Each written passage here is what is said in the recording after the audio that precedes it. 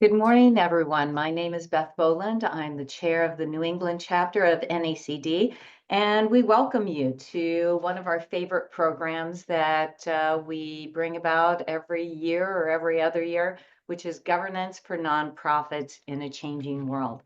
It addresses the unique challenges of leading nonprofits and nonprofit boards that are all, of course, mission-driven and staffed by volunteers, very capable volunteers, but volunteers nonetheless. And so much is changing in that world. We really look forward to the panel today. Before we launch into our program, just a couple of housekeeping items. First of all, we hope that everybody stays on mute so that we can hear the speakers throughout. Also, please post your questions, and we hope there are a lot of them in the chat function. But not only we not only use chat for questions, but also for comments. Some of our best programs are those that have a great back and forth among the audience members in the chat, but also posing questions to our panelists. If you would like credit for today's program, make sure that your name is visible on your Zoom, visage, so that we can give you credit for your participation today. And our wonderful programs would not be possible at all without our sponsors, our wonderful sponsors. So you can see who has been very active in our chapter and financially supporting us, and we thank you all. There are a couple of spotlight sponsors we have that we want to spotlight for today. One is my firm, Foley and Lardner, which has been a longtime sponsor of the New England chapter. And also, I think we are also, is that the only spotlight sponsor we have? That's the only one, yep. Okay, that's great. That's great. So with that, let's go on with our panel. I want to introduce you to the moderator of the panel, is Deborah Jackson. Deborah is the president emerita of Cambridge College, where she served as president from 2011 to 2023, and she had a very successful reign there. For those of you who are familiar with Cambridge College and their campus and their new buildings. She is also the lead director of Eastern Bank and on the board of the Eastern Bank Foundation, and has served on more nonprofits than you can shake a stick at, and is a very knowledgeable and experienced moderator for us today. Thank you, Deborah, and I'll kick it off to you. Thank you. Thank you so much, Beth. It's wonderful to be here with NACD and to be introduced by my longtime friend, Beth Boland, who's been such an incredible leader of this organization. I think we all know that NACB is a national leader in convenings and in providing information for us about governance and how, whether it's for-profit, public, private, not-for-profit, what are the best practices? How are we staying in step with the challenges that we're facing? And I think for those of us who have spent time, are spending time, and someone like me who's spent most of their career in the nonprofit world, we have been able to see over these many years the incredible changes that are taking place in this sector. And for people who are responsible for governance, the complexities are causing us to think and behave in many ways like the private sector and the for-profit sector about how we govern and oversee these institutions for which we are responsible and for which we have those duties of care and duties of loyalty. We know and understand those. So I'm very excited today to be with this group. We have a very distinguished panel. I will like to introduce them now, and then we will kick off with a presentation from one of our first panelists and get what we all hope will be an exciting conversation going. So let me introduce our panelists. Our first panelist is Jonathan Green. Jonathan is an assistant attorney general and the chief of the nonprofit organization Public Charities Division of the Massachusetts Office of the Attorney General. Next, we have Judy Habib, who is co-founder and CEO of KHJ Brand Activation. Judy is board chair of St. Jude Children's Research Hospital and past chair of ALSAC. We have Tim Miner, who is the former president of Marmax division of TJX Companies and currently the board chair for the Home for Little Wanderers. And then Mark Plonskier. Mark is the chair of the board of trustees of the Museum of Fine Arts Boston and the former board chair of Casa Familia. So we'd like to kick this off with you, Jonathan. And in your role, you oversee thousands of organizations in the Commonwealth. We all know that Massachusetts is known for its robust nonprofit sector. We've been a leader in this nationally over many, many, many years. And you must see such an incredible array across healthcare and education and children's services of issues, challenges, and changes in each of these sectors. So we'd like you to share with us what you're seeing and what you're experiencing today in your oversight role in the challenges that you see nonprofits facing today and how those are changing over time, and what you think boards should be aware of and think about as we go forward in the coming years. So, Jonathan? Absolutely. Thank you for giving us the forum to speak to you. It's lovely to be here this morning.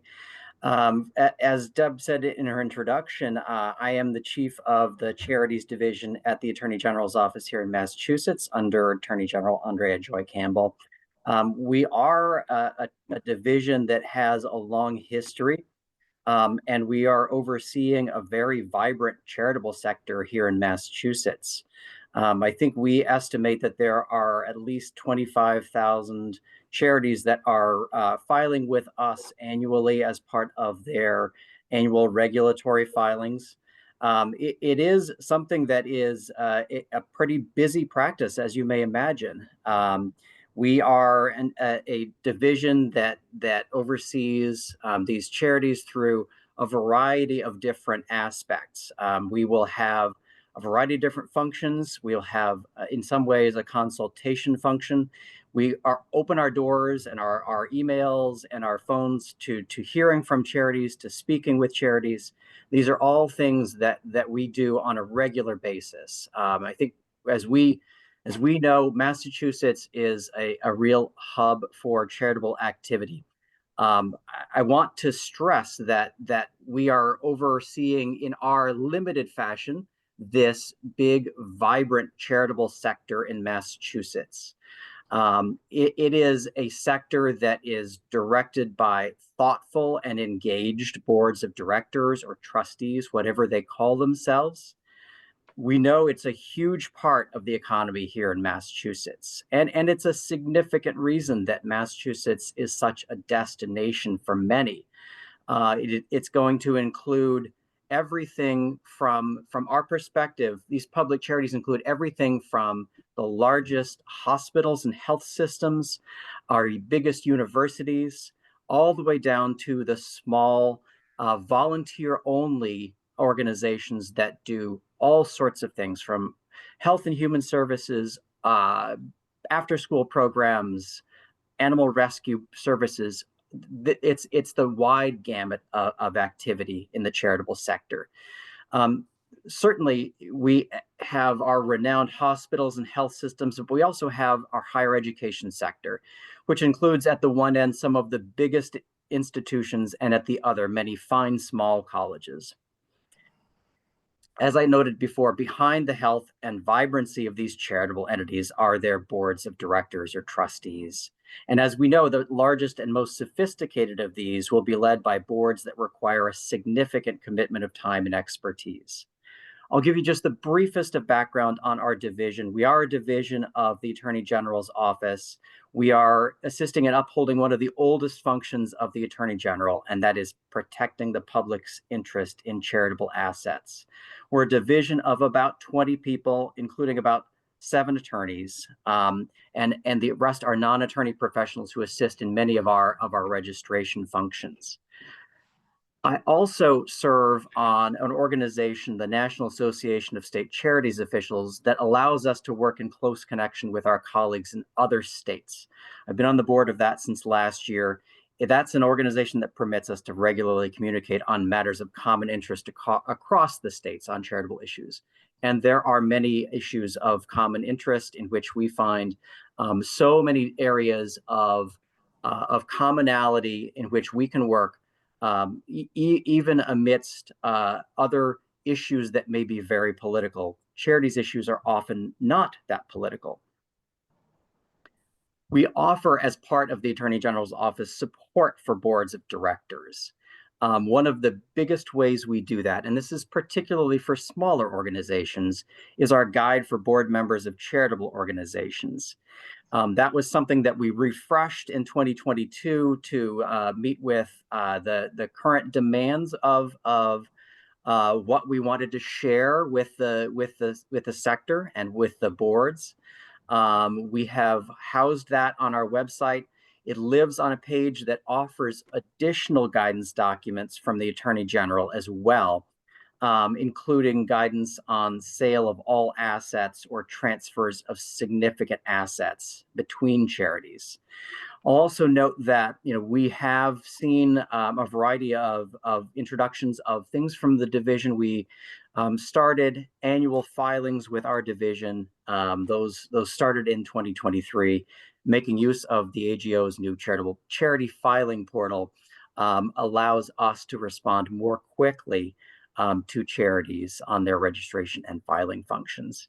At the very end of last year, and this will be of note particularly for smaller charities, perhaps not for the biggest, at the very end of the very long legislative session here in Massachusetts, there was an enactment of new audit thresholds for charities filing with the Attorney General's office.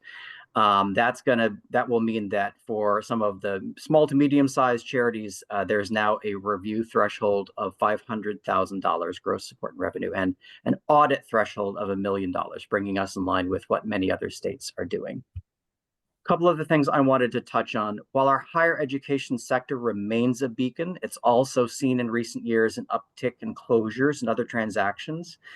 We're not alone in that. This is also happening in other states in which there are other smaller higher education institutions. Over the past 6 years, we've seen sometimes 2 or more per year of significant transactions or closures.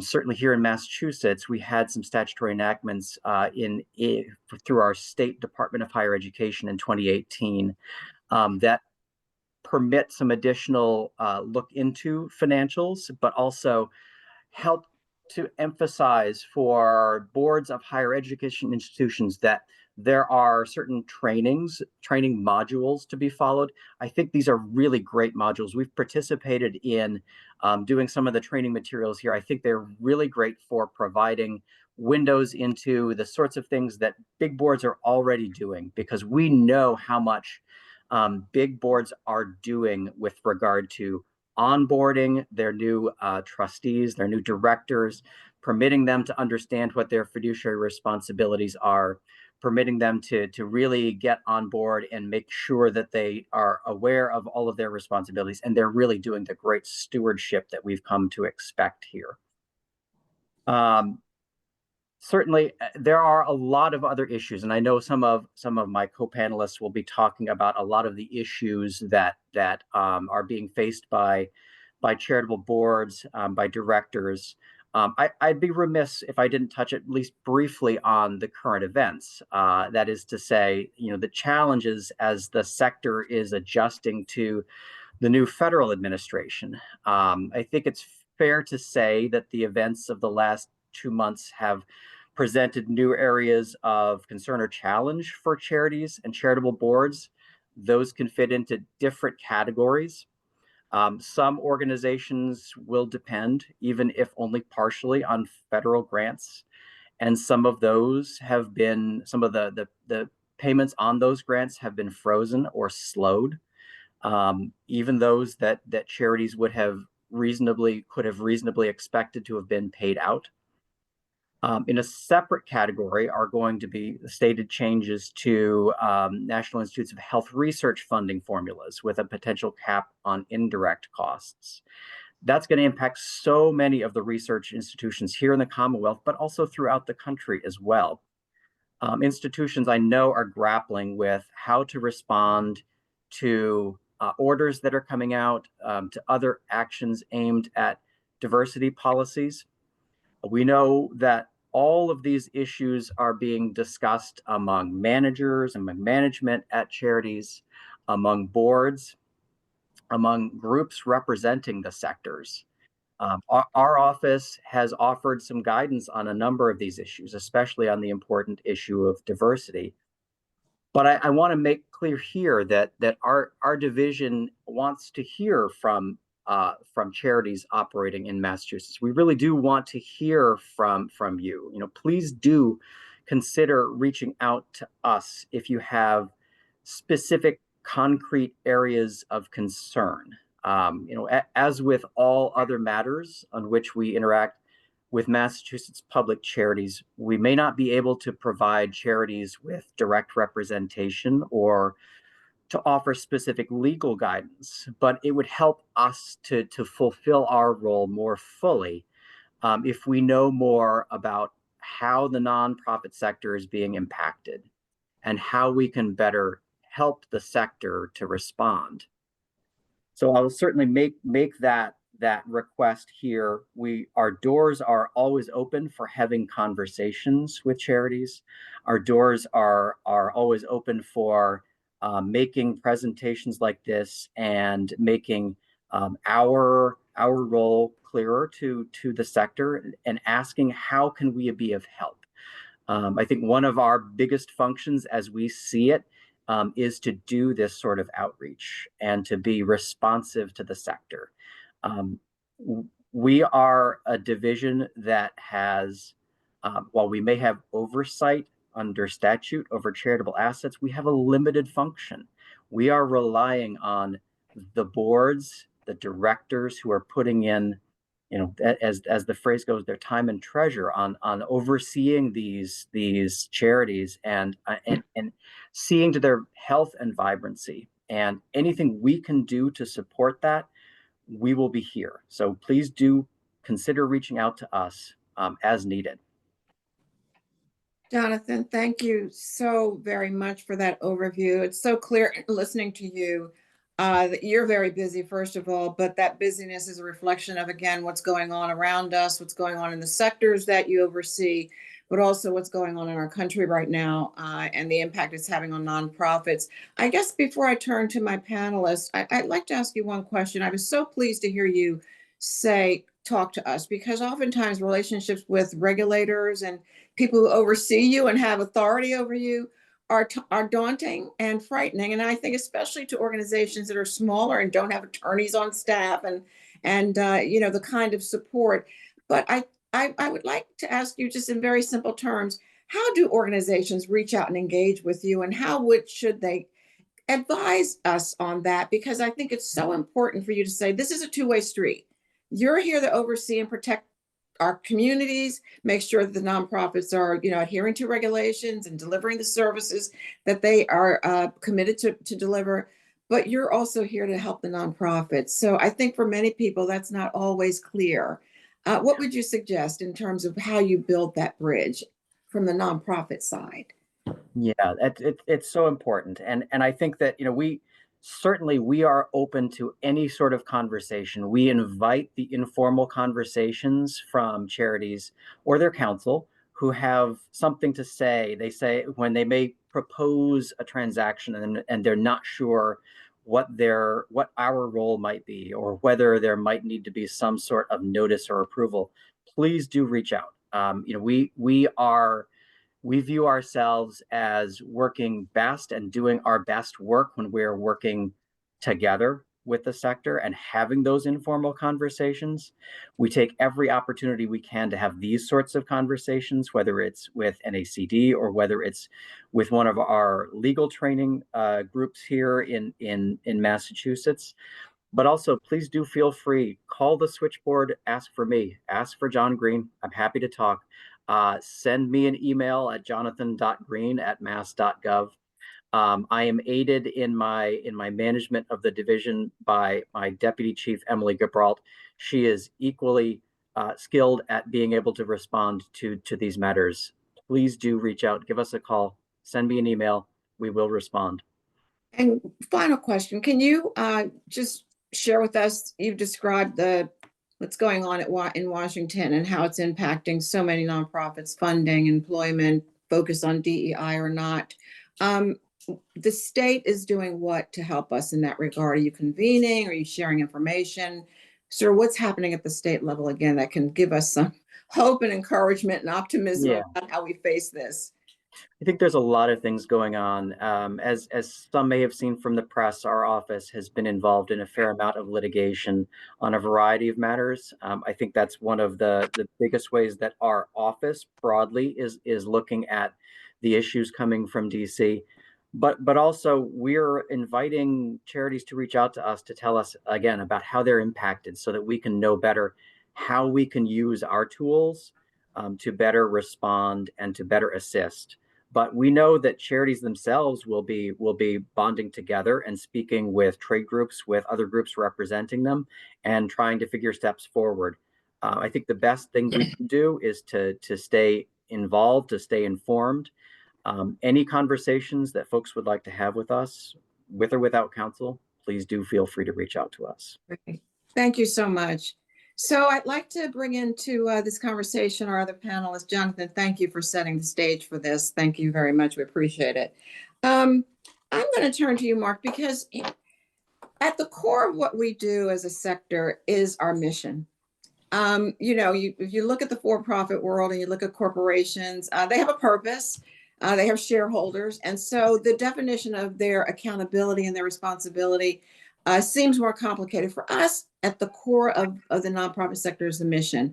But missions change. They change over time because the community changes, the needs changes, the proliferation of others doing what they do changes. So, Mark, if I think about the museum, I think the excitement that I've seen in Boston about the MFA in recent years has been how much activity goes on in reaching out to the community and bringing young people in.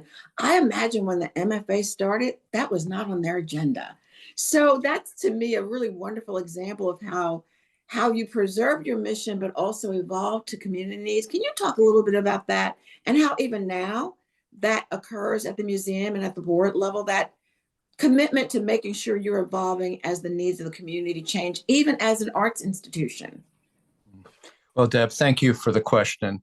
I will say that nonprofits today face brand new financial and social and political challenges, post-COVID, post-election, and so forth. And so thank you very much for putting together this program. It's very, very timely. So I think that the mission of the Museum of Fine Arts has not really fundamentally changed. Our mission is quite simple: to bring and teach and educate the public about art, and bring art to people, and bring people to art as well. Part of the shift, I think, in thinking is to embrace broader communities and to be quite open and be part of the community. And so I think that probably one of the best pieces of advice would be to be part of the community as a nonprofit, be part of the community that you function in. And that can include things like community memberships in organizations. It could be as simple as in Boston, we have something called the Fenway Alliance, and that's a group of nonprofit organizations who have proximity to each other along a garden, basically the fens. And those are issues relating to zoning, for example, new construction projects, building, and whatever areas of common interest. But it's much broader than that. There are institutional affiliations with, for example, we're within a stone's throw, really, of two other very strong museums. And so collaborating is becoming more and more essential to success. The other is to participate in pilot and new programming and new partnerships that can really test new approaches. So as an example, at the MFA, we have something called Boston Family Days.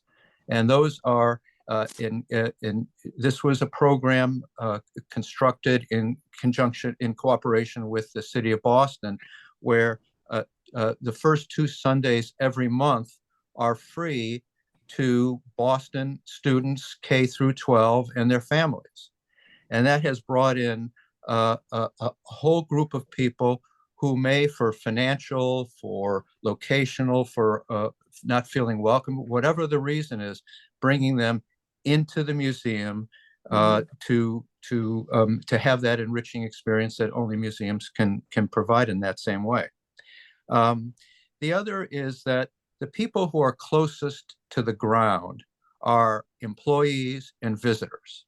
And so to make sure that we have data and information on their feedback can certainly inform the staff and the executive officers of the museum as to what people are thinking about, what people respond to positively and negatively. And finally, it's always important that we view programming through the lens of mission. The most important thing is to stay on task, stay on mission.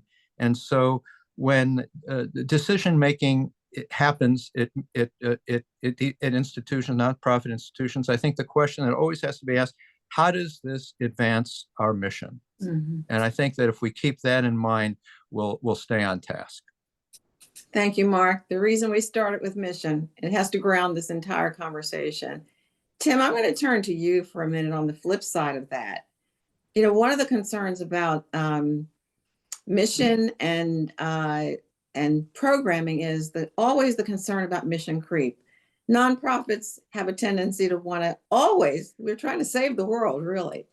And Deb, it manifests itself often in organizations as we could do this and we should do this. And the next thing, and it grows. And before you know it, you're all over the place, maybe too diffused, too diverse in your programming. The Home for Little Wanderers, big organization and has grown over time, does amazing, wonderful work. But I would imagine in a place like that, whose purpose at its core is to serve the needs of children who are so at risk, there might be an inclination and a possibility always of saying we should do this one more thing.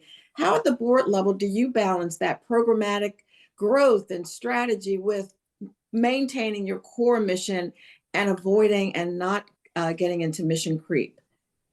Yeah, thank you for that lead in, Deb. I was getting an itch when Mark was talking about broadening the scope. It's obviously a wonderful idea.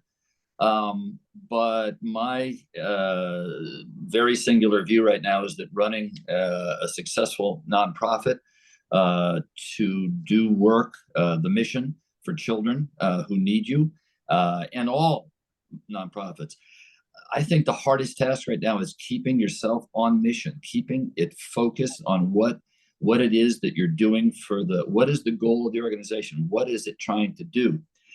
And there are so many distractions now. The national scene, the challenges of inflation in terms of running your budgets, the need across the scope and scale of things that nonprofits do has never been bigger.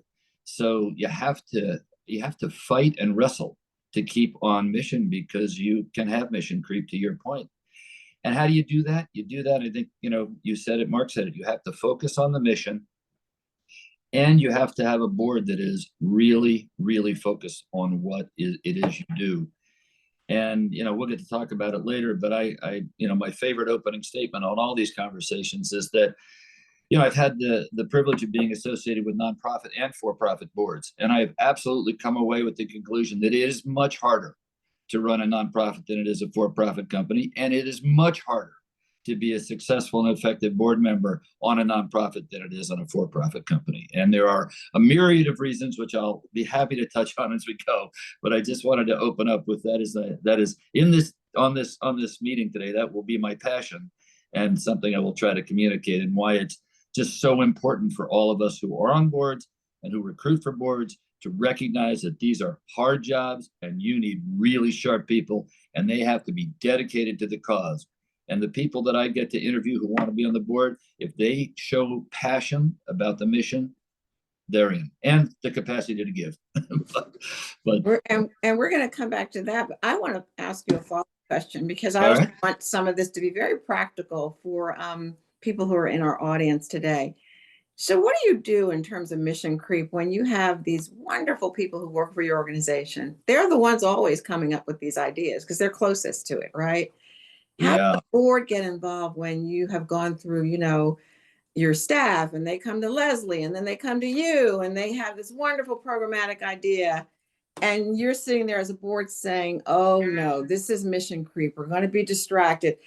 How do you manage that? Do you have processes at your board level for program review, or is that getting too much into the weeds? Again, boards and nonprofits, I think even more than for-profits and corporate organizations are always trying to balance that, staying at the top, looking at the macro, being strategic, and getting into the operational weeds, which is so easy to do. How does your board do that? Yeah, I can You're a only big answer- organization. Yeah, I can only answer it from my experience. I'm sure there are wider and other ways to do it, but frankly, I rely on the CEO to be the gatekeeper of that. The CEO it's a big job, critical person. In my opinion, there's absolutely no reason why that person can't gatekeep the mission creep. If it gets to me, then or the board, then I might get grumpy about it. But we at the home we took on a big nonprofit, very important work about 5 or 6 years ago. It might be considered mission creep, but also might have been considered saving something that had to be saved. But man, it beat the tar out of the organization. So I have the scars, and so does the CEO. and we've learned that mission creep is not to be treated lightly. And again, I can tell you from my perspective, as I said, I hold the CEO responsible now, particularly that I've learned my lesson for keeping the mission creep in line.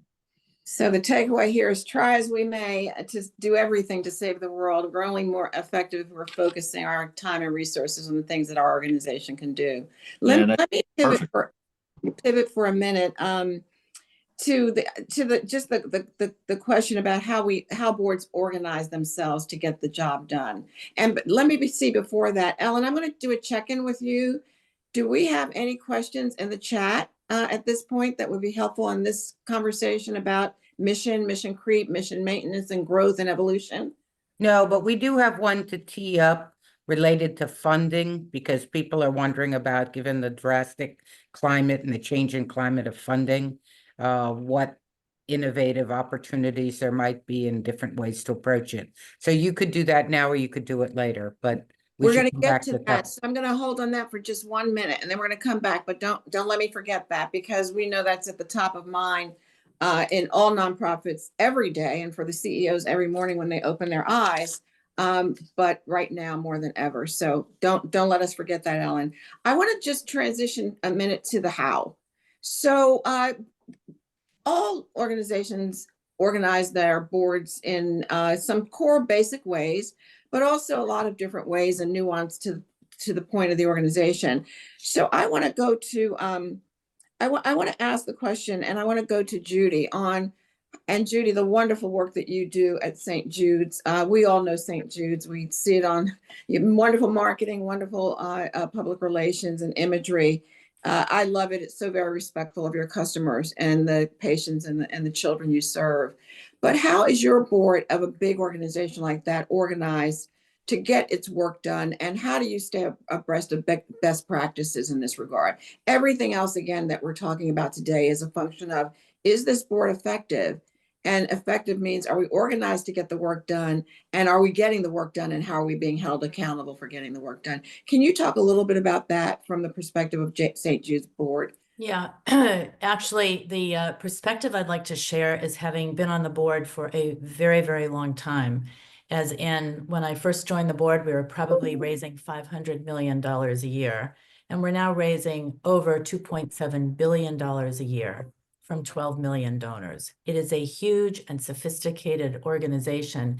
And I also should clarify that when our founder, Danny Thomas, founded St. Jude, he actually created 2 organizations. One is ALSAC, which is the fundraising organization exclusively for St. Jude. And then the other is the St. Jude board. The same people serve on both boards. And so it's an interesting paradigm of how there's an intertwining between creating the resources for the work to be done. Over this period of time, we have evolved the sophistication of the board. So we really would have all of the, what you would imagine to be standard board committees on our board. with an active governance group and a lot of self-assessment and self-management. So at this point, we're operating in a pretty sophisticated environment where we have governance and strategic planning and finance and membership and nominating and governance, et cetera. And very careful about how we are orchestrating those committees. And we are all operating off of strategic plans from both organizations with a really, what are you trying to get done? What is the 5-year strategic plan for both organizations and how they're reporting to us on a regular basis on that. And having board members that can ask the second and third questions when all the great work that's being done is presented to us. I wanted to just weigh in for a moment about mission creep, because it's a really interesting thing that when you see St. Jude and the positioning line, which I'm pleased to have been able to bring to St. Jude, finding cures, saving children. I remember in earlier days when I was just operating on a board committee, hearing there be so many impassioned arguments on how much of our budget goes to clinical and treating children and how much of the budget is going to research. And it was a real spirited debate. And eventually it's like, you know what? This is not an either or, it's a both and hence the tagline, finding cures, saving children. Now, we have been blessed with the generosity of the public. And so we have significant resource. And there's often this sense of, well, we can do more in what one might consider a humanitarian capacity. But it is really important that we stay focused, that our ability to do research, our ability to fund basic science, our ability to fund collaborations with other institutions across the country and the world is really what makes the difference for us to be able to share protocols and have more children treated, whether in Memphis at St. Jude or at hospitals close to their home. And so that rigor of staying disciplined to the mission that we are about advancing cures in order that more children can be saved has been a discipline to stay focused on a mission that preserves that ecosystem that is research-based, that then allows us to not only treat, but share treatment protocols across the board. So Judy, just give us a little bit of insight into the board's process when you were facing this moment where the outcome could have been it's mission creep, we're not going to change, or we're going to expand because our mission should be broader. Were there ever dissenters? I'm always interested, and I think especially CEOs sitting at the head of the table with their board chair, interested in how you manage processes of dissent while you want to encourage open dialogue with your board members. You don't want a board that's a rubber stamp. You don't want board members who are silent when they disagree. So was that a difficult process? Were there any moments where there were dissenters who, we've heard of situations at times where board members leave because they have decided they cannot go forward with a new direction or a change? So many stories of that. And Okay. honestly, Private, can you share them? We actually once had every year the conventions and meetings and board meetings moved around the country, and it actually happened to be one in Boston. And there was such a spirited conversation of dissent among board members that one of our more esteemed elder board members just was ready to storm out of the room. I think that we were at the Copley or whatever, and opened a door and inadvertently went into a closet, not the exit door. So we're all sitting there waiting for that too. Symbolic, okay. But the beautiful thing is, and the beauty of, I think, for all of us working for nonprofits with a real passion for the mission, is that the heart is with the mind. And ultimately, as much as there would be dissent in the boardroom, there would be breaking bread at the end of the day, because we all do want the same thing. Absolutely very challenging, and we invite it because ultimately the wisdom of the collective prevails, and it has never let us down, that wisdom of the collective does get us to the right place. So we encourage debate. I would have to say, and I know we'll talk about it a bit later, that board culture from seeing many people on our board over the years, it's often been said that they've never seen a board like this because the passion is fairly unbridled. And so we had to pay attention to sort of the culture and respectfulness with which debate can happen. But indeed it does. And so we encourage it, we invite it. It must be respectful and evidence-based, but we ultimately get to the right thing. But bring on the dissent, debate, discussion for ultimate resolution. So the idea of a culture that works is dependent on who's in the room. One of my favorite lines from the musical Hamilton is about being in the room where it happens. And that's it. It's not just a responsibility. It's also, quite frankly, an honor to be asked to be in those rooms where you're making decisions in these boards that affect thousands of people. Big decisions that affect thousands of people. It's a very serious responsibility. So, Mark, let me turn to you and ask, how does your board approach composition and bringing on new board members and best practices that we're seeing in the for-profit world and the corporate world, where there are guidelines about how long tenure should be, should how you refresh boards. Those practices aren't, my experience has been always as rigid and structured in the nonprofit world, but they are considered best practices in other places because you want to refresh your board, but you also want to maintain people who have history and knowledge and understanding. How does the MFA approach board composition, board refreshing, and diversity of thought, opinion, and backgrounds? Well, thanks for the big question, Deb. The big question. Yeah. So a couple of things. First of all, one of the most important aspects to being a board member is to have relevant information and in a digestible form. And so the idea of, for example, of circulating, pages and pages of numbers, whether it's financial statements or reports and so forth, it's overwhelming for board members. And so one thing that we have instituted at the MFA is what we call a quarterly management report. And that's a dashboard that has essentially all of the big picture items discussed. So it will discuss revenues, where we might have exceeded, where we might have been a little short, and a little bit of a management discussion. It will include fundraising in different areas, what's worked, what's come in, what hasn't come in. The same thing with hires and so forth. The same thing with programming, community programming, which is a major focus of the MFA. And so to have this all in a digestible format for board members makes for, number one, an informed board, and number two, it doesn't clog up board meetings with people asking a lot of questions that really could have been dealt with in a written format, circulated well in advance of board meetings. So dashboards and key performance indicators, very, very important. The other is having a very clear governance structure. We'll talk a little bit more about governance reviews and things like that shortly, but having very clear governance policies so that you know what's a board area and what is staff, and understanding the difference. Very, very, very important. Smaller nonprofits, it's more challenging because oftentimes board members participate in management.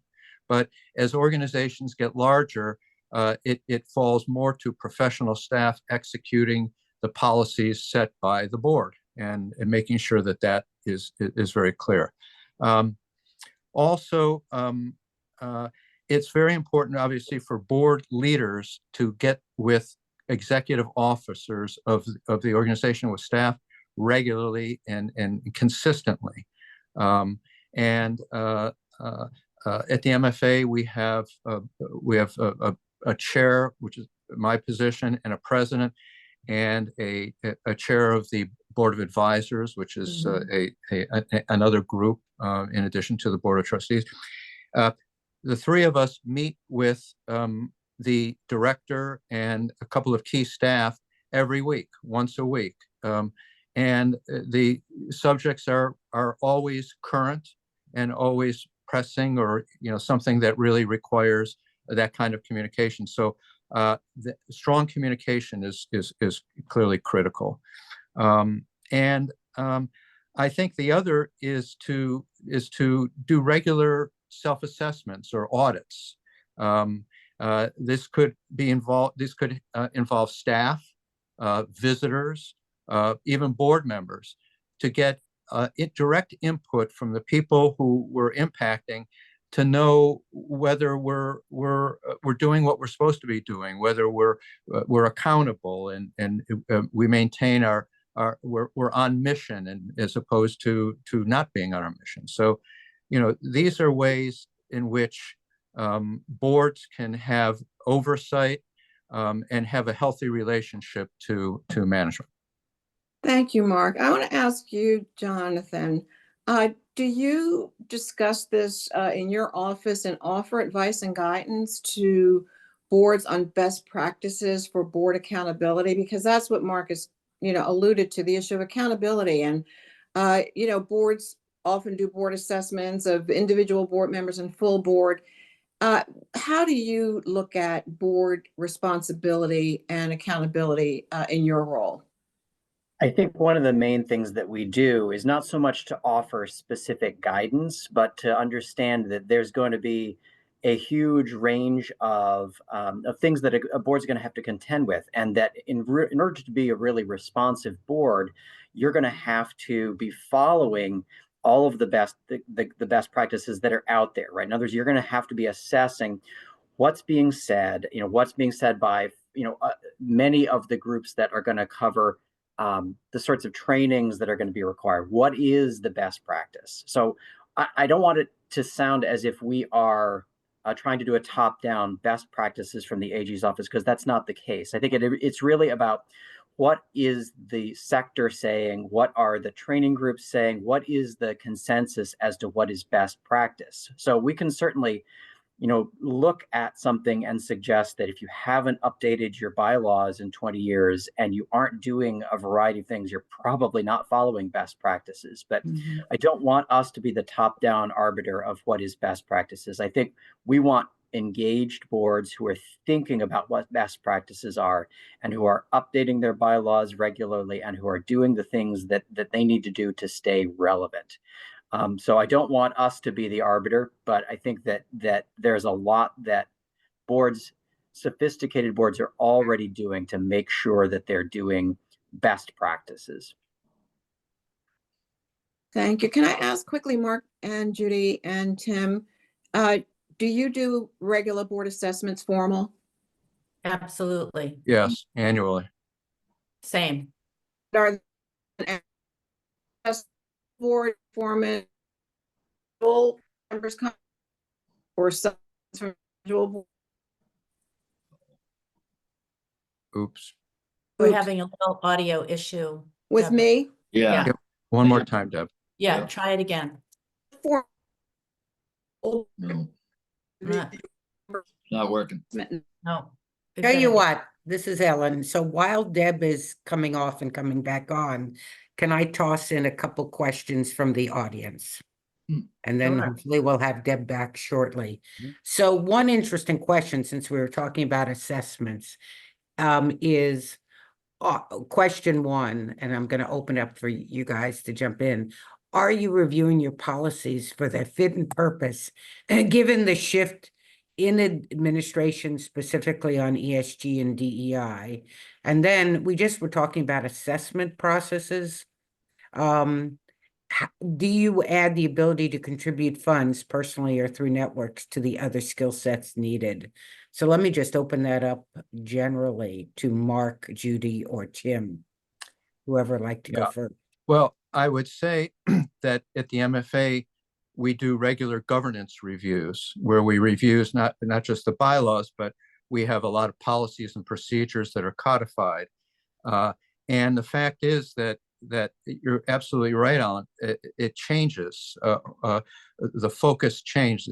The issue diversity and inclusion and so forth. But the governance review is also essential to avoid micromanaging and avoiding, or failing to perform the board's oversight function. And so we do these probably every 5 years. Sometimes we miss for a few years, but we're basically every 5 years. And it also looks at committee structures, what's working, what doesn't work. Committees are the bane of all of our existence as board members because they're very time consuming. So making sure they're as efficient as possible and they're functioning in the way that they're supposed to be functioning is critical. Judy or Tim, Deb, we're doing some of the questions. Right, Yeah. can you hear me? Yeah, Yes. I'll jump in and say, I think you mentioned something about ability to give as a criterion for a board member.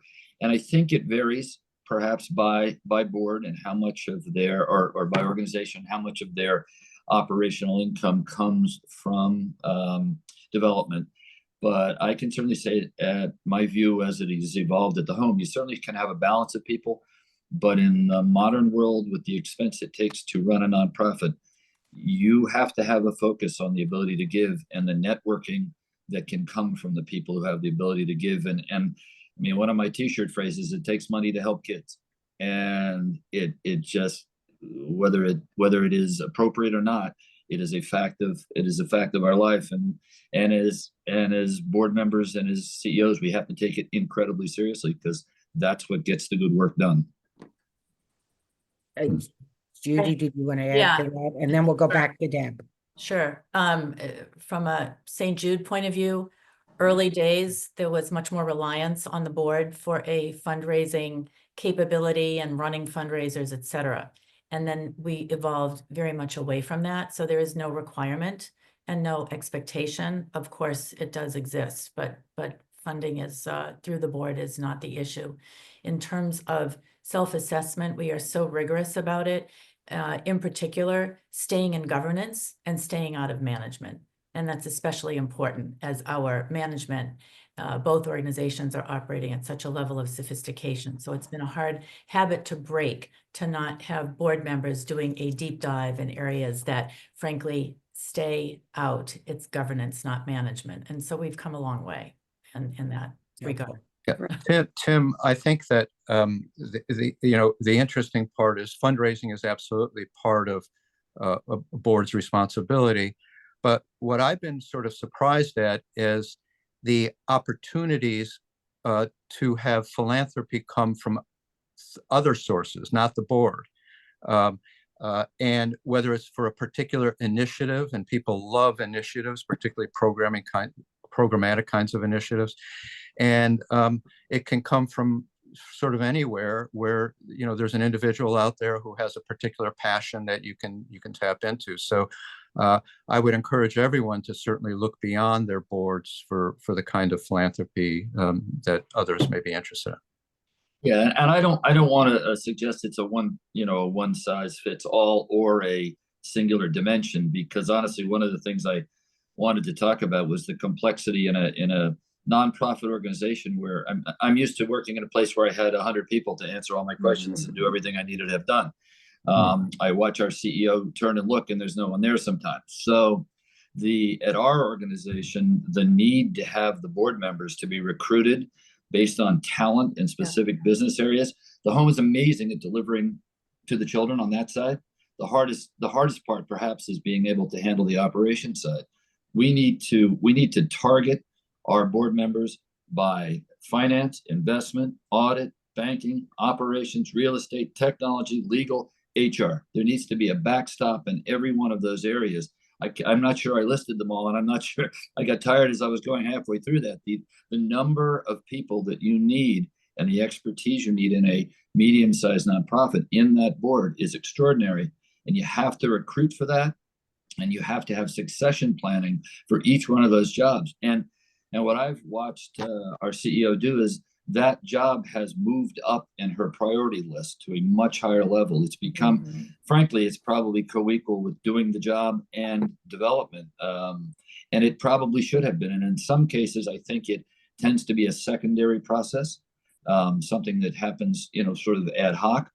But as I have become more observed it longer, that process of getting people with the ability to backstop is just incredibly important. Your CFO leaves, the head of finance finance committee best to be able to handle a lot of that, what needs to be done there, at least to bridge you till the next person. And I think that's that's to me extraordinarily challenging, and in a nonprofit needs to become a very high level priority. Deb, back to you. Wow, I'm so sorry I hopped off. I just missed the great exchange, obviously, and didn't hear the question. But Ellen, before I leave, are there any other questions in the chat that we should cover relative to this? Well, there is a question from earlier that I think would be good for Jonathan to help with, and that has to do with the fact that municipal boards have strict state guidelines to follow that are different from charities. And then it's a question on, is there any guidance on how the AG office helps municipal boards? So since we're talking about governance and oversight, it sort of fits. Sure. I guess I'll answer that a couple of ways. I'm not sure what's meant by municipal boards, whether that means either charitable organizations, charitable trusts that have been committed I to. believe, I shouldn't say this, but I believe the focus is on, because I used to be on a municipal board, in our town structure, there are boards that do oversight on town finances, the library, the whatevers, right? So Sure. there are a lot Select of board, municipal- finance board, things of that nature. Exactly. So I think that's what the direction is. Yeah. And I, certainly we will be, from our perspective in the charities division, we won't have oversight over those over those boards. I know that our office has a division of open government that will, among other things, offer trainings, offer, here in Massachusetts, we've got our open meeting law that will govern the activities of many of those boards. And I know we do a lot of trainings along the requirements of the open meetings law. So certainly that's something that we offer. In case this was a question about the trusts that municipalities hold, if it is a trust that we're talking about, charitable assets committed to a city or a town, we would in the charities division have some sort of authority over those, and you can certainly reach out to us on those. Otherwise, I'd look to our division of open government. So I'm going to transition to talk about some other areas that boards are facing increasingly so today. And that one of those is about reputational risk, especially in this day of social media. There are so many places where people can say things about your organization, your leadership, your team, your any missteps. How do your boards interface with your team and understanding that? On a positive side, how do you participate in promoting a positive reputation for the organization? But also, if there was a crisis, if there are reputational risks, do you get reports? Do you understand when things are being said about the organization? Do you oversee that? And if some crisis occurred, what would your board's role be in participating in the management of that? It's so easy these days to have reputational damage because of operation of for people to share information, whether it's true or not. Is an issue in any organization? Do you have any advice for those of us who are in the audience about how you've managed that, or what that's been like for you? Well, I'll jump in. No. Shall I jump in? Absolutely, Mark. All right. First of all, crisis management is a critical function, and it needs to be handled correctly, because certainly being the glare of the public, spotlight it's important not to misstep. So the first thing is you have to speak with one voice. And that requires a lot of voices to get together, to talk about it, to develop a plan, to address it, and in a timely way, particularly very timely, and to get whatever assistance that you might need to make sure that you're sending out the message that you want to have. And keeping in mind that anything you say will, you should figure it's going to be on the front page of the newspaper the next day. And so having that kind of sensitivity, I think, can really help. And things happen. I attended a working session of the Association of American Museum Directors, and there was an entire segment by a firm that does nothing but crisis management counseling on how you deal with it. So I think it's very important for all nonprofits to have a basic understanding of what to do in the event of a crisis. Judy, I'm going to pull you on the spot. You do this for a living. What are your thoughts on that, and how does it manifest itself in your board experience? Right. It actually, we do have a crisis committee made up of the chairs, the CEOs, marketing, legal, and a couple of other people. Obviously, job number one is be constantly aware that everything is an opportunity for a misstep in a crisis or something that gets said, so that we are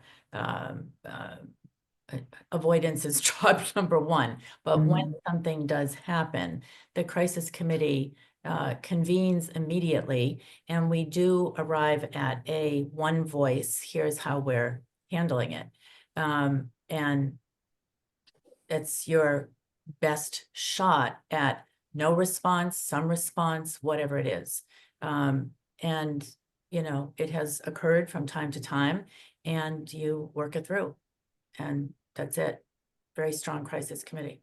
Yeah, Tim, Deb, you were leaning in. yeah, could I just also, and those are absolutely the main components of being successful in that space. I would say the other thing that that I think is important too is having relationships out in the community, both in government and in the press and any of those places. I have to say this carefully, but people do nice things for people they like, and they can see something as an explosion, or they can see it as a small blow up, depending on how they feel about your organization and perhaps you personally. So having relationships in the market, in the larger space that have people thinking of you in a good way, absolutely essential. And secondarily, having marketing in the modern world.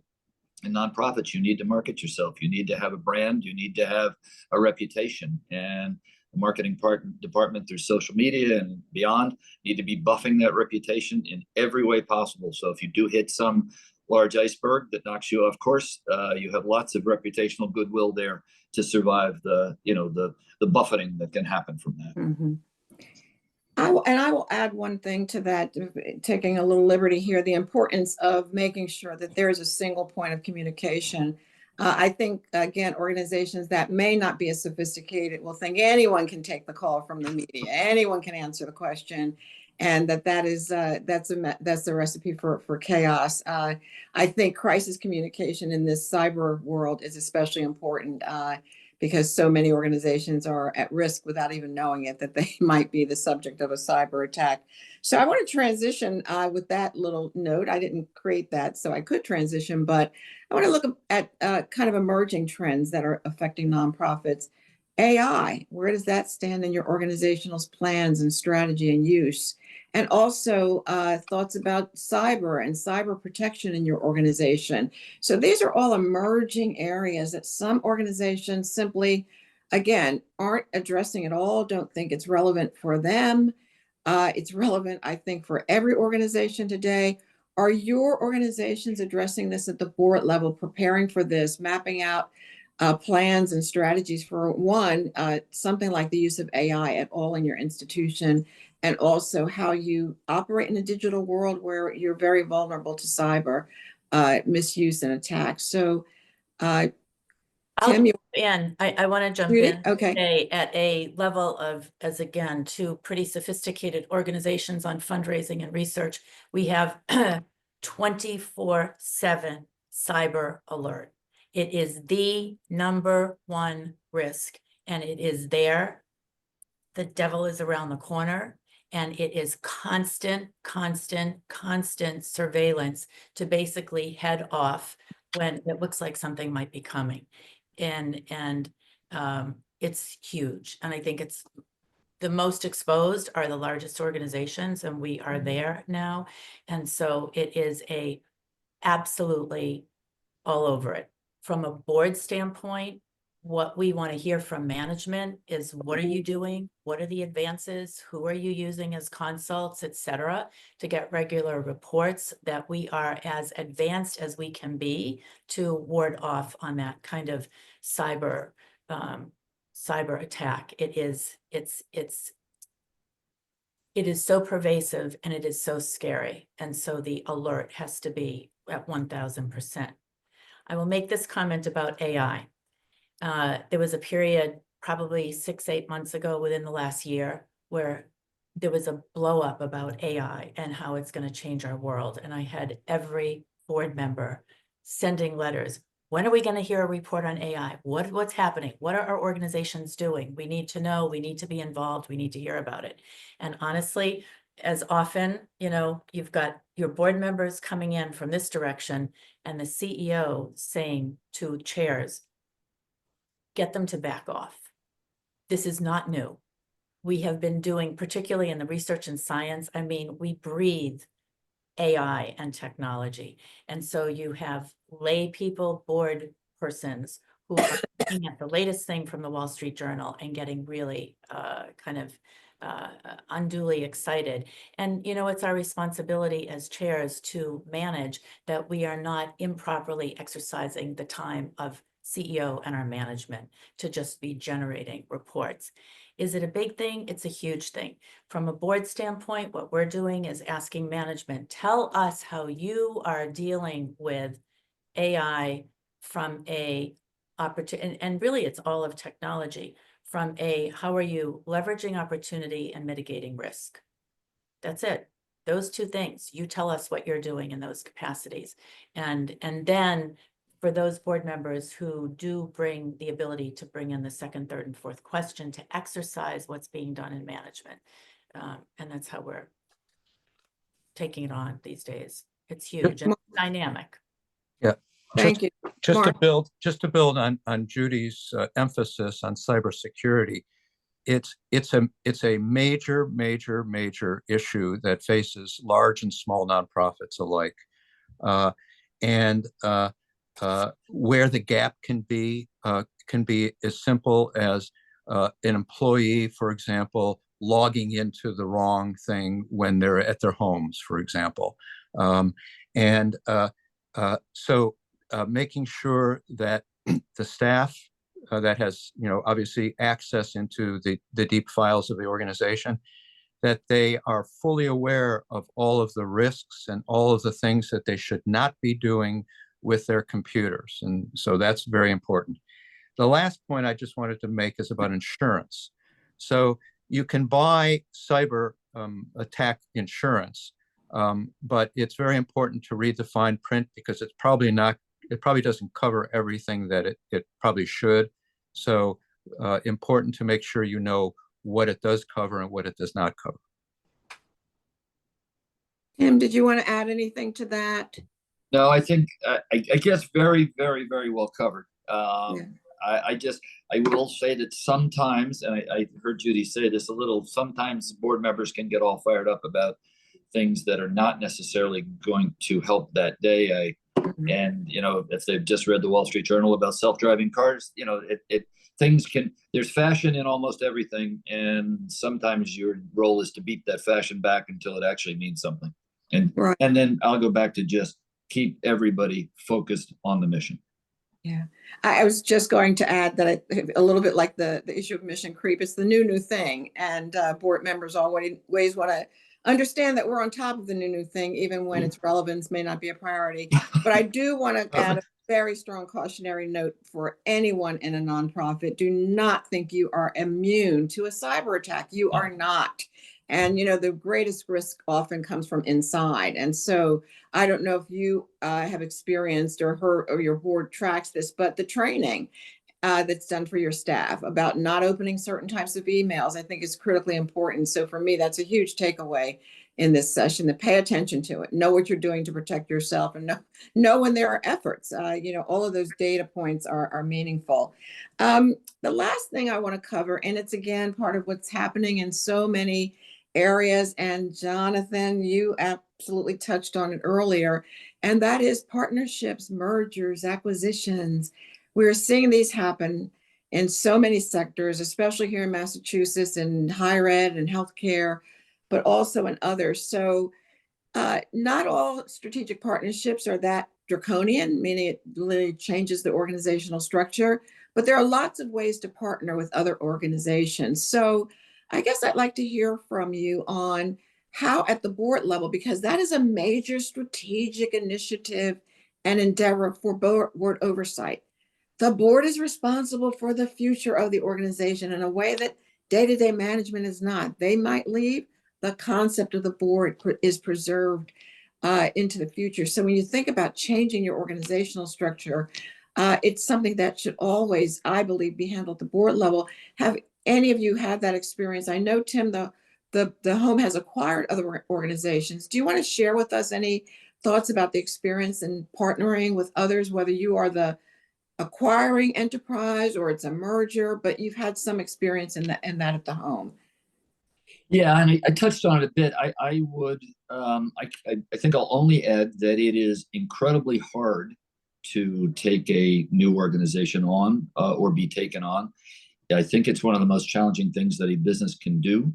It unfortunately also gets there is always a way to create a business argument for why you will save all this money and why it will be incredibly effective for you. My advice to the board and my advice to the CEO is always go in knowing that it's going to be much harder than you think it is. Go in knowing that it's going to cost you more than you think it will be. And there will be an outcome, 5 years later or some period down the road where it will be effective and where you'll get the benefits of the collaboration and putting the two organizations together. But you better be ready and you better have the infrastructure to do it, because it's going to be a hard ride. It's going to be hard to do. It's not, because part of the problem is it's not something people do all the time. It's not in your skill set. Most people haven't done it before. Very hard, very challenging. Doesn't mean you shouldn't do it in the right moment, because there are some nonprofits, some things that are so important they need to be saved, and you got to be brave enough to do it. Jonathan, do you want to add anything in terms of what you look at, because your office is always involved in these, if they actually move to the point of being a merger and acquisition, a change in organizational governance, if you will?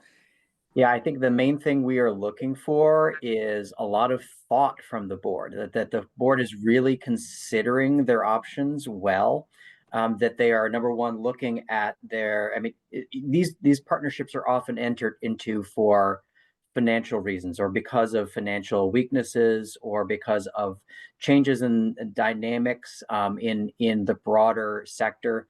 So obviously we want to see a board that is really engaged on watching all of those financial metrics and knowing their financial health. And we want to see that they have, and we will ask about whether the board had considered this option versus that option. And it's not really about drilling down into this potential bidder versus that potential bidder. It's what kind of process did you put in place to solicit potential deal partners? What did your board do to review? It's going to come down to process and how careful and thoughtful it is. And what we find typically is that the longer runway you can give yourself, the more time you can put into this process, the better the outcome will be. Obviously, if you have a shorter runway and you don't have as much time, you're not going to be able to put the time and thought into it. So that's why we're what we're hoping for from boards, what we're expecting from boards, is that they're giving thought to the financial circumstances of their organization on a regular basis, so that they can be in a better position to say, it's time for us to consider a change.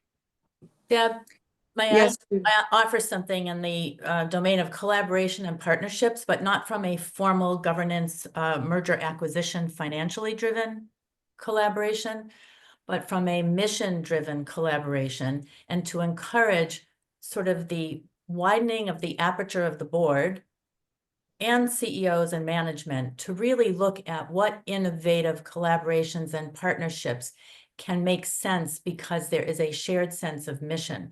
And Mark, I'm looking at you. I actually, she's from history. Clementine Brown was in the team that created cultural tourism, which at the time was sort of an unheard of, well, gee, how do we take this Monet exhibit and talk to the hotels and create this thing called cultural tourism? That was an enormous collaboration.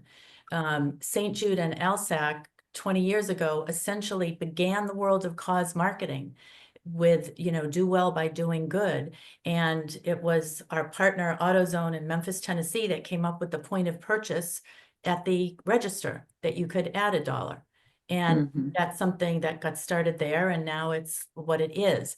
Right now once upon a time, the board was always asking management, tell us how St. Jude is the first, the biggest, the best, the only. And our CEO finally drilled into our head that science is a collaborative affair, and we're going to do better if we are collaborating with other institutions. So we are now funding collaborations with Dana-Farber and the Broad Institute and because together, all boats are going to rise. So I really encourage that in that nonprofit world, really looking at what collaborations can make sense because we have some sharing of mission intent, and we will do better together than we would separately. Thank you, Judy. Thank you. That's a wonderful way, a very upbeat note about the sector and the beauty of opportunities for working together, which is, again, what makes this sector so special, because at the end of the day, we are also deeply connected in our efforts to, again, make our communities just stronger, better, and support and serve the people who depend on us. So thank you so much, panelists. I want to ask a closing question, and I'd like you to share, and I'm going to get the high sign on time, but I'd like you to share what you want to say to this audience are your final 3 or so takeaways of a message you want them to take back to their boards, and the importance of how these boards are facing the future of their institutions, whether you're art or child services or healthcare or education or environmental organizations. Boards have a responsibility that is shared and the same no matter what the organization is. So, Mark, I'm going to start with you. Well, thank you. And thanks for the opportunity to have this robust conversation. It's clear that the 4 of us are at different, certainly much different spheres, but have all the same common interests. So I think one takeaway needs to be the issue of governance versus management and getting this right. And it's not a static picture. There are times when board leaders need to get more involved. But the point is to let staff do what they're paid for. And the second, which we didn't really get to talk about too much, is the committee structure. The function of an executive committee applies whether you have a very, very small nonprofit or a very large. And the role of that executive committee should be to support the board and advise the board and make recommendations to the board. But those are people who are the closest people to what's going on. And in my small nonprofit, Casa Familia, CasaFamiliaInc.org, to the MFA, the executive committee really serves as an executive function and being able to provide timely responses to the executive director or the CEO, whatever that job is. So very, very important to get the executive committee right. Thank you, Mark. Tim, I'm coming to you. All right. I didn't hit on it earlier, but I would like to say one of the things I think is brilliant and critical is when a CEO figures out how to work with a board incredibly effectively, and there's a totally positive and strategic relationship there, where the CEO uses the board appropriately and effectively and is completely open with them. And there's not that sort of cat and mouse thing that can happen in boards a little bit. It's brilliant when you see it. It's amazingly effective when you see it. And I think all members of the board and all CEOs need to be working really hard to buff that relationship. So, because that's where the mission gets done the most effectively, when that's working incredibly well. I think it's a testimony to picking the CEO and how that person feels and how they do their job every day, because that, and how they build that relationship. Because if it's combative and complex, you're not going to get what you want to get. So I didn't get that out before, but I thought it's something that I know I'm passionate about. And Great. and I only had one other thing, and that is just to reemphasize that these are really hard jobs, and it's really complex, as I said earlier when I opened, to do great work in the nonprofit area. And we all of us need to be willing to aspire to greatness and to push ourselves to be better than we were yesterday. And I know that sounds like that's easy to say, hard to do. But inspiration and being willing to get better and do better can come across in board meetings and can be something that can be cheerleaded, and it matters. And the desire to be great can be infectious. So that didn't fit in anywhere exactly in our program, but I wanted to make sure I got that out, because culture and collaboration and inspiration make great work for children and arts and everything else that we are passionate about getting done, that needs to get done. It fits in everywhere, Tim. It does, but it can be underappreciated, and it can be looked at as sort of fake. Every company has a list of their corporate goals on the wall. Where the rubber hits the road is those that are actually doing it, and that's magic, and it's something we all should aspire to. And we didn't get to talk about preservation of culture, because that matters. It's the difference between keeping your staff and losing your staff. It's the difference between sticking to your values and So much. straying from your values. We know the importance of culture. So I'm so glad that you brought that up in your closing. Thank you for that, Tim. Yep. Judy. Yes. First, Tim, I have to say, full disclosure, I know your CEO well. She is a gem. And I've just recently met you, but I can imagine that you are a dynamic partnership and for a beautiful organization, the Home for Little Wanderers. So Thank you. kudos to you both. I don't know if this will work, but You can read it to Judy. There we go. Yes. 425 board focus, 3 words. Wow. Succession, effectiveness, and culture. Great. It's what I brought in to the board group, and every meeting we are looking at ourselves in terms of how are we doing on succession. We have 2 CEOs that are transitioning over a 2-year period. Board succession, which we are really paying attention to. And quite frankly, vision, and always being in check in terms of, is what we have been seeing, what we're continuing to see, and how do we stay to that. In terms of board effectiveness, strategic priorities, and to the point of those dissenting conversations, remaining respectful as we have those spirited debates, and being accountable, and really ensuring that the accountability is not just on the part of what we are looking for from management, but what we are expecting of ourselves in terms of our board goals. And then I'm so glad to put a word in about culture, because having had my life in brand, culture is brand inside. It is so important.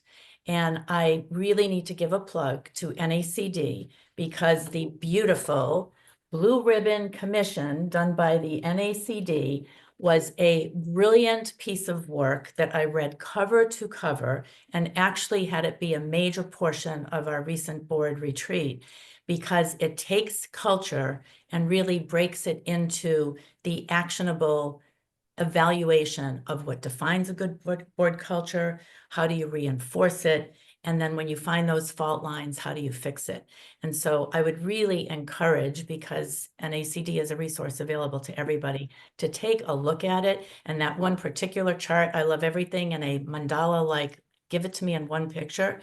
It is fabulous. So we now have that as an important aspect of our board self-evaluation, to have taken on what are we doing to move ourselves in terms of having a strong culture as a board, and of course, expecting that from both organizations. So Thank you, Judy. Great as always. Wonderful remarks. Thank you.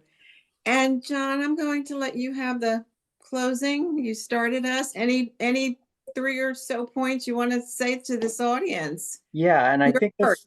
this may be more for some of the smaller organizations. I mean, I think what I'm hearing from all of my co-panelists today are how devoted and how attentive their boards are to making sure that they are staying current with all of the things that they need to be doing. So maybe this is a comment for the smaller boards, but is just that it's stay effective, adopt those things that you need to adopt in order to follow best practices as a board. Stay attentive to all of those things. I think the second is probably stay attentive to the financial situation of your organization.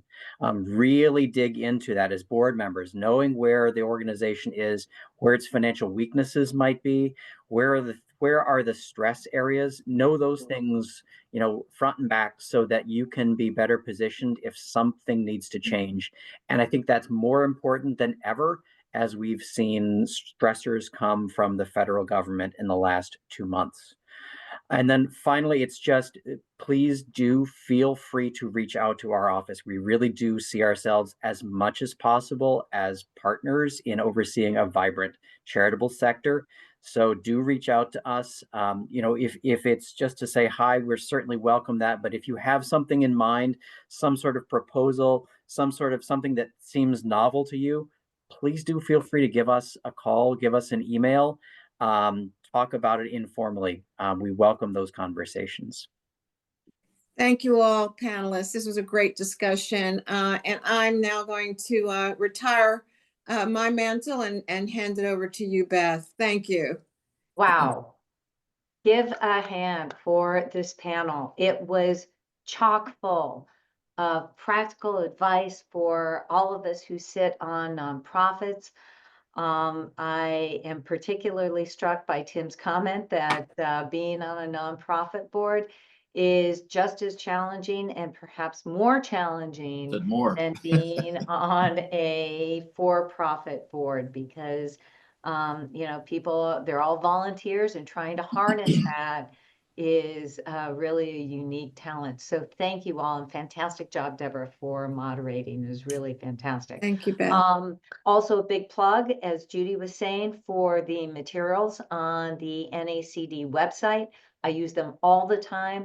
These reports, these materials are not meant to just sit on a shelf. Go onto the website, look and see what is helpful to you and your organization, then put it into action. But of course, we also have some great programs, just like today's, that are coming up. Our next event is actually tomorrow at 12 p.m. Eastern Time. It's a virtual program, Why the Most Inclusive Companies Will Win. So very important in this day and age to reiterate that focus and that message. Also on March 12th, we have an in-person case study for those of you in the New England area. Over at Deloitte's offices in downtown Boston, we're doing a cyber war games and interactive stimulation, simulation. Just like what we were talking about today, every organization, including nonprofits, need to be on their game vis-a-vis their cyber warfare preparedness. So we will help you do that on March 12th. And save the dates for our day-long director programs. We have our Aspiring Director Program all day long on April 16th at KPMG's offices in downtown Boston. And on June 10th, we have a special program that we do every year for experienced directors of public companies and large private companies that we limit to only 25 people. It's from 8 a.m. to 5 p.m. We will stuff your head full of incredible information in an interactive setting. And that's on June 10th, but sign up now because we cut off attendance after a certain point. So make sure you get that in. And finally, don't forget the survey. You will be getting, there's a link in the chat. There's a QR code that there we are, put it on your screen, take a picture of that, and there will be a follow-up email. We actually really do look at your comments and take them into account as we shape our future programs and speakers. So once again, thank you to our speakers, to our moderator, to NACD, and of course to you all for plugging into our program today. Thank you, Beth. Thank you. Thank you you. all. Thank you, Beth. Thank you. Bye-bye.